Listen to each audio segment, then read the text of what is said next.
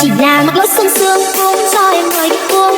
Ông anh cũng không thương quyết lôi ra phạt bằng được. Rồi người anh có sao không trước tiên không nên đổi lắm. Từ bình tĩnh xem sao sẽ ở đoạn đường nào. Chẳng sáng không quên tôi đúng anh yêu. May quá thì thôi Em đi ra đi anh đang làm việc. Anh muốn làm gì? Nếu đã đi sai anh sẽ quyết nghiêm minh sự mà theo đúng lối không nhân nhượng gì. Anh chắc cho anh Mang bút ra đây. anh quyết không tha. Anh luôn công tâm nghiêm minh xử phạt, không ai ngoại lệ. Nếu thích công tâm anh đã thích công tâm thì mình đâu sẽ kiếm sao thật về.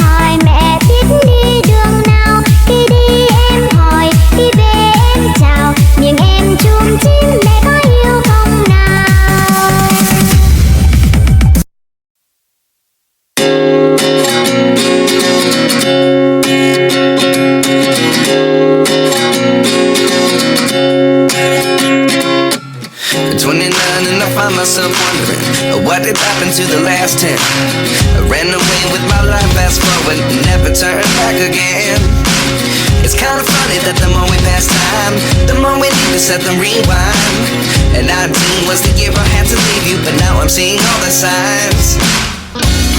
Is this really happening? I can't believe it's true. I'm just as surprised as you.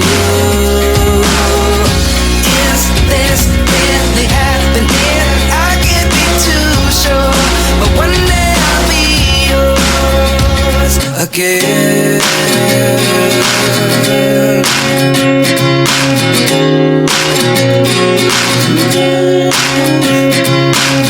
Life lessons come one in a dozen, the other 11 get something from nothing. I sit here looking for an answer. Maybe the biggest question was in the last chapter.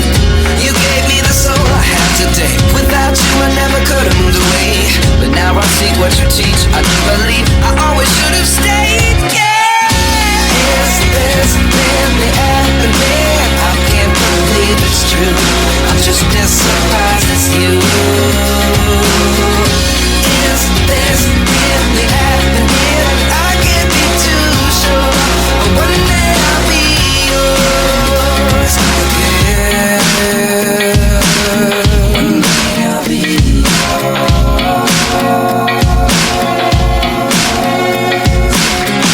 One day I'll be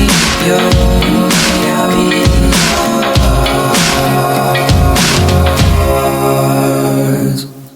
Life lessons come one in a dozen, the other 11 give something from nothing. Life lessons come one in a dozen, the other 11 give something from nothing.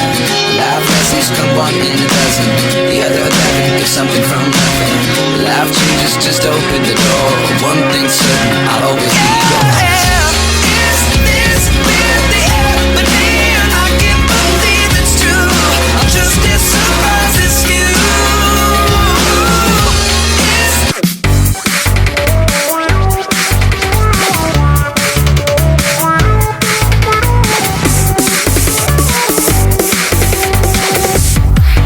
bạn cùng ra đây ta hát chung một bài nào. Mời các bạn cùng giơ tay ta đếm cho thật đều.